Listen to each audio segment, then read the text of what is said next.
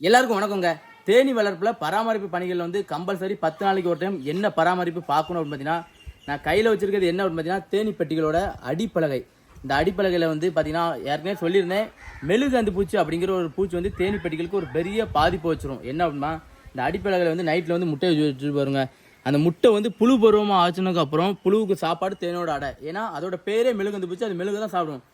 கரெக்டாக 10 நாளைக்கு ஒரு டைம் இந்த அடிப்பலகை க்ளீன் பண்ணலாம். இந்த மாதிரி புழுவாயிருங்க, பார்த்தா தெரியும். இந்த மாதிரி புழுவாயிரும்.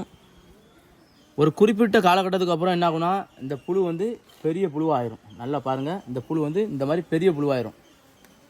இதுதான் மெழுகந்து பூச்சியோட பெரிய புழு. நம்ம 10 நாளைக்கு ஒரு டைம் இந்த அடிப்படைக்கு மட்டும் ஒரு ப்ரஷ்ஷை வச்சு நல்லா தொடச்சி எடுத்துட்டோம்னா முட்டை பருவத்திலே அழிச்சிடலாம். முட்டை பருவத்திலே அழிச்சிட்டோம் அப்படின்னு பார்த்தீங்கன்னா புழு பருவமாக ஆகாது. அதனால் கம்பல்சரி 10 நாளைக்கு ஒரு டைம் இந்த தேனி பெட்டிகளோட அடிப்பலகையை சுத்தம் பண்ணுங்கள். வேறு எந்த டவுட் இருந்தாலும் வீடியோ நம்பர் கொடுக்குறேன், கான்டாக்ட் பண்ணிக்கோங்க.